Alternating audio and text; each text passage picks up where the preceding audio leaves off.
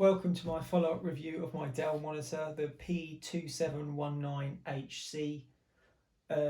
So I've had this monitor for a week, just like the same as my XPS laptop. If you want to see more information about my laptop, my initial review and a week on review of how I found it, please do check out my other videos. Let us know in the comments what you think and what you'd like to know more of. But back to the monitor. So I've had the monitor, like I say, for a week, and I've been pretty impressed with it, to be honest. The picture's really good. It turns on very quickly. Obviously I've got it full screen here. There's no black lines along the side like I had in the original video where I had a comment about that. It was just simply where I'd plugged it in straight away and I hadn't formatted it yet to the picture size that I wanted to. There's 4 buttons down here and the power button, so 5 buttons in total. 1 button in from the power button brings up your options, and the first one is the menu of, you can go through brightness, import source, color, display, menu, personalize and others. You can X out of that, go back to the menu, sort of port which coming in from HDMI, DP, USB Type-C like it is at the moment, and just another click, and then these are all the modes. You can go standard, comfort view, movie, game, warm, cool or custom color, and you can play around with the brightness settings and the color, saturation, all those bits in the menu here. You can just scroll through, going through the different menu options, and you can have a fiddle of those to get it right for your personal preference. So it's got a good functionality there, so you can tune it in and dial it in with your laptop.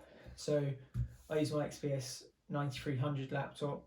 This one's got a touchscreen which works quite well, and current configuration I have is top and bottom, where you can just push the mouse through the top of the screen onto the monitor. Works really well, splitting between documents, doing different types of work.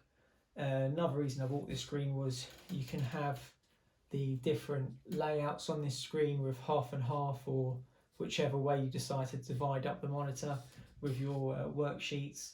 So I found that really useful. I haven't found the need to pivot it all the way portrait. My work doesn't require any of that, but I'm sure it'll work just fine in that sense as well. So I've quite enjoyed this screen. The colour's really good, especially when you have bought a XPS 13, which has such a good resolution and screen quality.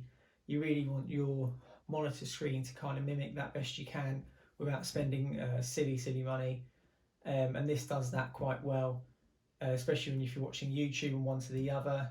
Obviously on the XPS 13, the colour quality is that little bit better when you watch it, but for the most part, if it was on there and you didn't have this to compare to immediately, you'd think that would be pretty good as it is anyway.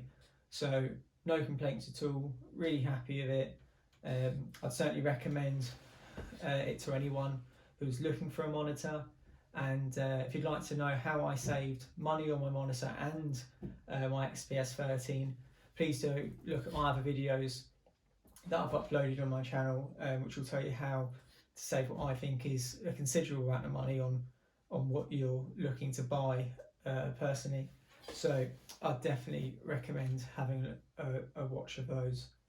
So if you've got any additional questions about the monitor or even my XPS 13, do let us know in the comments. I'll be looking to do a video in a week from now, just to provide an update and some feedback on a solid 2 weeks of working with both of these, just to give you an idea.